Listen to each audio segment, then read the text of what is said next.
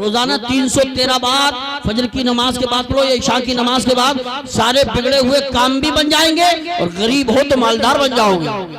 حضرات رشتہ بچی کا نہیں ہو رہا تو رشتہ ہو جائے گا، مشکل میں ہو تو خود مشکل میں پڑ جائے گی، آزما کے دیکھیے اور ایک بار آقا کے نام پہ محبت سے ہاتھ اٹھا کے بولیے سبحان اللہ۔ زمانے سے مسلسل درد صبح و شام ملتا ہے، درود پاک پڑھ لیجئے، بہت آرام ملتا ہے۔ نبی کی نعت کیا ہے حضرت حسان سے پوچھو، نبی کی نعت کیا ہے حضرت حسان سے پوچھو۔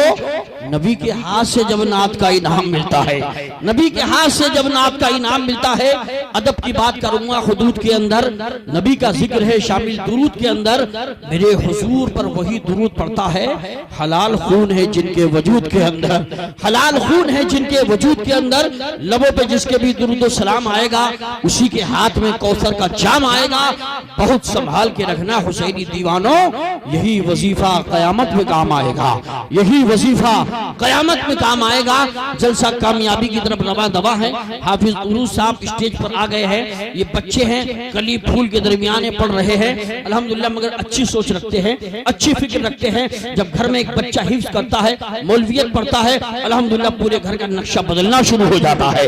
حضرات اس کی مثال یہ بھی ہے، الحمدللہ یہ پڑھ رہے ہیں لیکن انہوں نے کہا کہ ڈی جے باجے نہیں، غلط کام نہیں ہوگا، ہوگا تو نبی کا جلسہ ہوگا سبحان اللہ۔ اور مجھے خوشی ہے کہ کئی جلسے الحمدللہ ہو رہے ہیں سنگا میں شادیوں کے موقع پر، اللہ کرے پورے علاقے کا نہیں پوری دنیا کا نقشہ بدل جائے۔ حضرات ہر طرف محمد کے غلام نظر آئیں اور یہ شیطانی کام بند ہو جائیں، ہر طرف الحمدللہ نبی کے جلسے ہوتے نظر آئیں حضرات۔ اور ہر بیٹھنے والا یہی کہہ رہا ہے کہ نذرانہ خلوص ہمارا قبول ہو، دامن میں سب کے گلشن طیبہ کا پھول ہو، دربار عشق ہم نے سجایا ہے اس لیے سرکار دیکھ جائیں تو محنت وصول ہو۔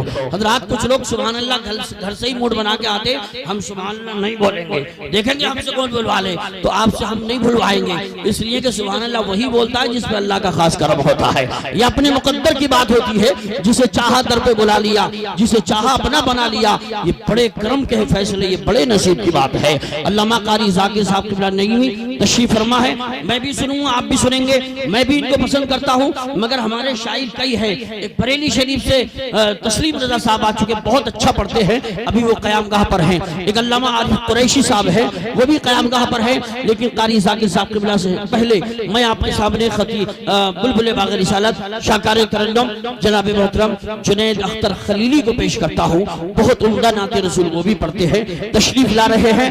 آئیے سارا مجمع محبتوں کے ساتھ دونوں ہاتھوں کو فضاؤں میں لہرا کے بولیے نعرہ تکبیر۔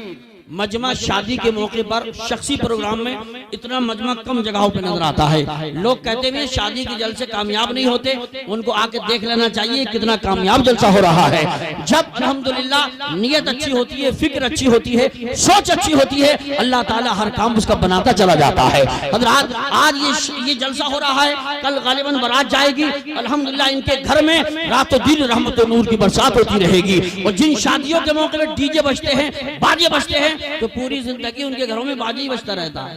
سمجھ لیجئے میں جملہ دوسرا کہہ رہا ہوں، یعنی لڑائی جھگڑے ختم نہیں ہوتے، بے برکتی ختم نہیں ہوتی، پریشانی ختم نہیں ہوتی۔ پھر قاری ذاکر صاحب جیسے شخصیت کے پاس پہنچتے ہیں، باپ لڑکے کے کیا ہوا، کہا کہ میرا بیٹا تو جس دن سے شادی ہوئی ہے میری بات ہی نہیں مان رہا ہے، تعویذ کر دیجئے۔ میں کہتا ہوں پہلے دن سے تو نے ماحول بگاڑا ہے، اگر باپ ٹھیک ہو جائے، ماں ٹھیک ہو جائے، فیصلہ لے لے ہم غلط کام نہیں کریں گے، انشاءاللہ اس گھر میں پریشانیاں خود پریشان ہو جائیں گی، اس کا خیال رکھیں۔